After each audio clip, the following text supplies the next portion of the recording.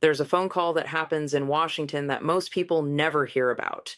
It usually comes after 11 p.m. when the Capitol is empty and the tourists have gone home. It's the call that tells you whether you still have a political future or whether you should start updating your resume.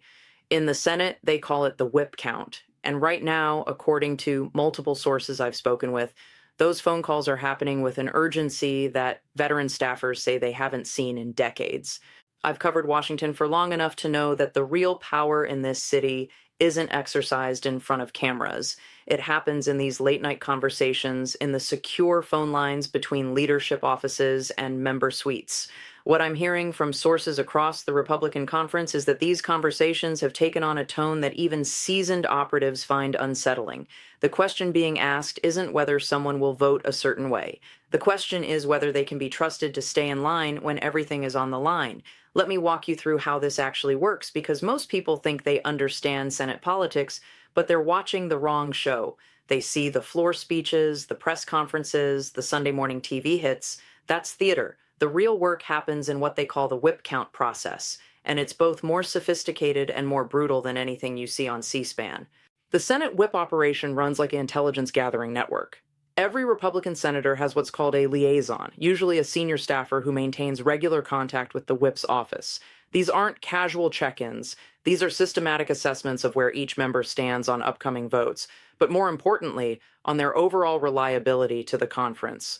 According to sources familiar with the process, these assessments have become increasingly detailed in recent months, tracking not just voting intentions but personal vulnerabilities, fundraising needs, and home state political pressures. Here's what most people don't understand about how Senate leadership actually maintains discipline. It's not about ideology, it's about a carefully calibrated system of rewards and punishments that operates largely outside public view. Committee assignments, amendment opportunities, fundraising support, speaking slots at party events. Every single one of these is controlled by leadership, and every single one can be adjusted based on your cooperation level. Sources tell me that in recent weeks, this system has been stress tested in ways that have surprised even veteran Hill operatives. The traditional assumption was that Republican senators would maintain basic party unity regardless of personal reservations, but according to multiple people I've spoken with, that assumption is being challenged by cross-currents that leadership is still trying to fully understand. The mechanics of a whip count aren't just about counting votes. They're about understanding the psychology of each member. What keeps them up at night? What threatens their political survival? What do they need to feel secure enough to take a difficult vote? According to sources, these psychological profiles have become increasingly complex as the political environment has grown more volatile.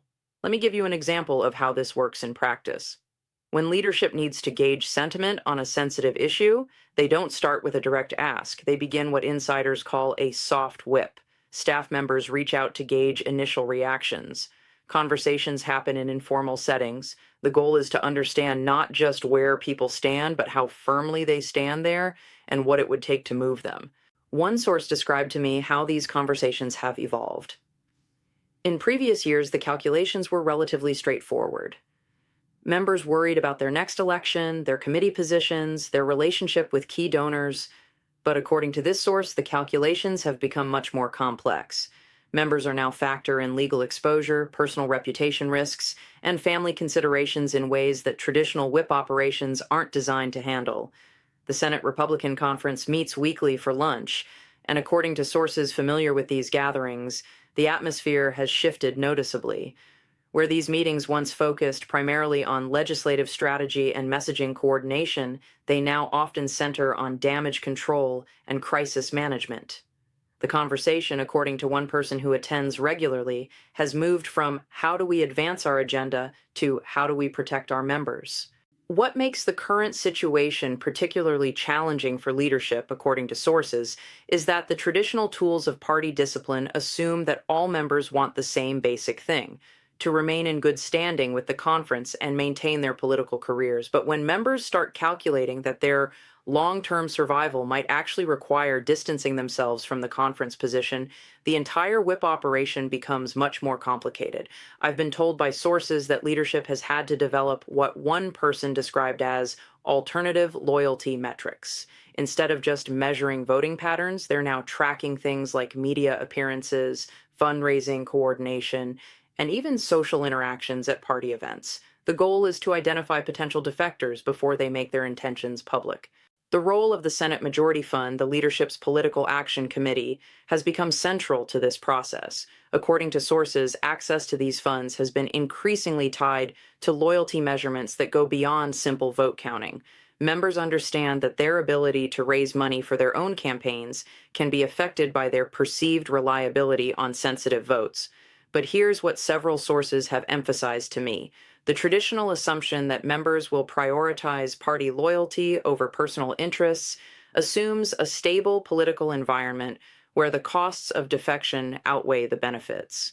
When that equation starts to shift, when members begin calculating that the party brand itself might become a liability rather than an asset, the entire whip count process becomes much less predictable. One veteran operative described the current situation to me this way. It's like trying to herd cats who are all individually calculating whether the barn they're being herded toward is on fire. The normal incentives for staying together break down when members start believing that group survival might require individual action. The challenge for leadership, according to sources, is that many of the pressures affecting member calculations are external to the normal Senate power structure: legal developments, family considerations, home state political shifts. These are factors that can't be addressed through the traditional tools of committee assignments or fundraising support. What I'm hearing from multiple sources is that leadership has had to become much more creative in understanding what motivates individual members. One person described elaborate research operations designed to understand not just what members think about specific issues, but what keeps them awake at night, what their spouses are worried about, what their major donors are saying privately. The timing of these whip counts has also become more strategic. According to sources, leadership has learned that the traditional approach of conducting major vote counts during regular business hours doesn't capture the full picture. Late night conversations, weekend calls, informal gatherings outside the Capitol, these have become essential parts of understanding where members really stand. Several sources have described to me a new dynamic where members are essentially running parallel analyses of their own political survival. They're conducting their own internal whip counts, trying to understand not just what leadership wants from them, but what their constituents will tolerate, what their donors will accept, and what their families can handle. The result, according to people familiar with the process, is a much more fluid and unpredictable political environment where traditional assumptions about party loyalty and conference discipline can't be taken for granted. Members who have been reliable votes for years are now viewed as potential wild cards, while others who were previously considered maverick are suddenly seen as more predictable. What this means for the broader political landscape, according to sources I've spoken with, is that the Senate Republican Conference is operating in a state of permanent uncertainty. Every major decision requires extensive consultation and careful calibration of incentives. The assumption of automatic party unity that once simplified leadership decision-making has been replaced by a much more complex and labor-intensive process of individual member management.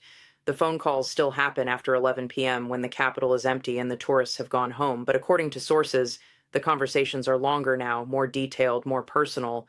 The question isn't just whether someone will vote with the conference. The question is whether they'll still be part of the conference when the next crisis hits.